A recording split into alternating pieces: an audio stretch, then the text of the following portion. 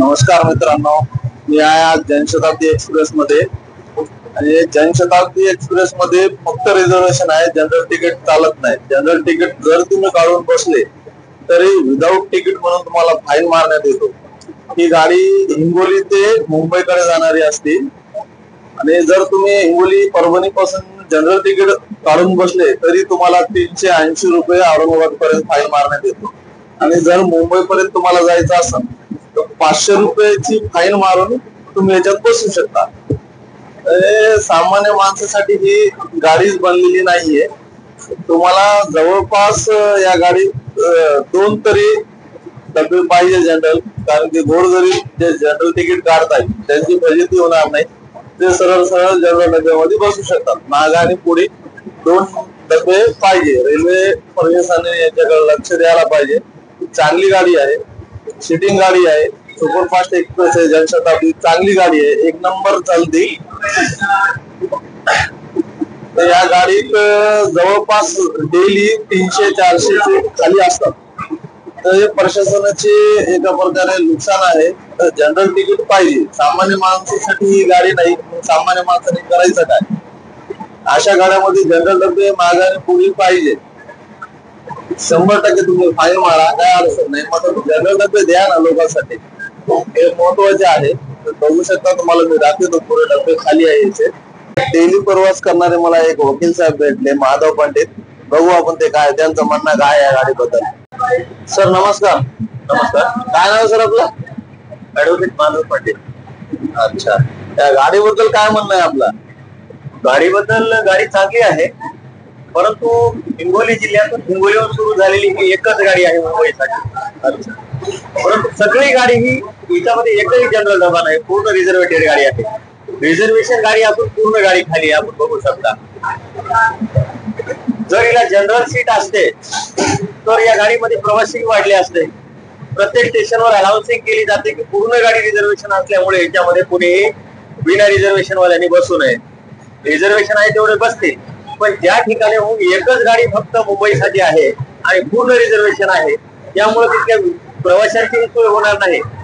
जर या गाडीला मागे आणि पुढे एक जरी जनरल डबा केला तर सर्व प्रवाशांची त्यामुळे सोय होईल आणि प्रत्येक स्टेशनच्या मध्ये येणाऱ्या सगळ्याच प्रवाशांना त्याच्यामध्ये त्याचा लाभ घेता येईल. बरोबर आहे. जनरल डबे याला पाहिजेत, कारण जनरल गाडी खाली जाते. जनरल ज्या हिंगोली जिल्हा म्हणजे एवढा काही प्रगत जिल्हा नाही, पहिलं आता कुठंतरी प्रगतीच्या वाटेवर आहे आणि त्या ठिकाणावर एकच गाडी मुंबईला आहे. आणि मुंबईला जर एकच गाडी असेल तर तिला जनरल डबा असणं आवश्यक आहे. एक तर तिथून रात्री अर्ध्या रात्री गाडी तिथून निघते, 12-1 वाजता कदाचित निघत असावी, आणि तीच गाडी जर परभणीला सकाळी 6 वाजता जर येते, प्रत्येक स्टेशनवर अनाउन्सिंग केली जाते की या गाडीमध्ये फक्त रिझर्वेशन वाल्याला चालव. आणि बरोबर आहे, पूर्ण गाडी रिझर्वेशन साठी आहे. रिझर्वेशन नसणाऱ्या प्रवाशांनी तिच्यात नाही बसायचं. गाडी खाली गेली तरी हरकत नाही, आपण पुन्हा एकदा बघू शकता गाडी पूर्ण खाली आहे. बरोबर. मग जर तिथून जर प्रवाशांना तिकीट काढून बसता येत नसेल, रिझर्वेशन कोण करणार आहे? बरोबर, रिझर्वेशन काही मोजकी माणसं करते, मोजके. परंतु या गाडीला, प्रत्येक गाडीला जसं सुपरफास्ट गाड्यांना सुद्धा जनरल डबा मागे पुढे असतो, तसं हिला देखील असणं आवश्यक आहे असं मला वाटतं, जेणेकरून सर्व प्रवाशांना याचा लाभ घेता येईल आणि सोयीचं होईल. धन्यवाद. जनशताब्दी एक्सप्रेस ही डेली जाणारी गाडी आहे. हिंगोली मुंबई डेली सकाळी 5 वाजता निघती. 6ला परभणीत येते गाडी.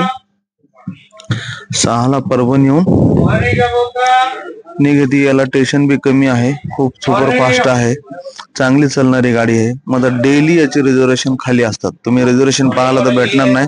तत्काल मध्ये याचे रिझर्वेशन 100% भेटतात आणि पूर्ण सीट तुम्ही बघू शकता मित्र. इथून तिथून आता औरंगाबाद पर्यंत गाडी 100% खालीच असते हिंगोलीहून निघाल्यावर. काहीच लोक तुरळक असतात याच्यात, मग तुम्हाला बसता येणार नाही जनरल तिकीट घेऊन. याच्यात जनरल तिकीट तुम्ही घेऊन बसले तर तुम्हाला 500 रुपये फाईन बसणार. 500 रुपये फाईन घेतल्यानंतर तुम्हाला मुंबईपर्यंत प्रवेश करता येणार. मग तुमच्याकडे जनरल तिकीट असो नसो, डायरेक्ट 500 रुपये द्यायचे, पावती बनवायची आणि यायचं. तर माझं एवढंच म्हणणं आहे प्रशासनाला, शेकडो सीट याचे खाली असूनही 2 जनरल डबे द्यायला काय बिघडते? एक माग आणि एक पुढे. गरिबासाठी ही ट्रेन नाही का? मग गरिबाने याच्यात प्रवास करू नये का? तर याला जनरल टप्पे द्यायला पाहिजे. रेल्वे प्रशासनाला माझी एवढी विनंती आहे की त्यांनी या गाडीला जनरल डब्बे द्यायला पाहिजे. बाकी गाडी चांगली आहे. जय हिंद.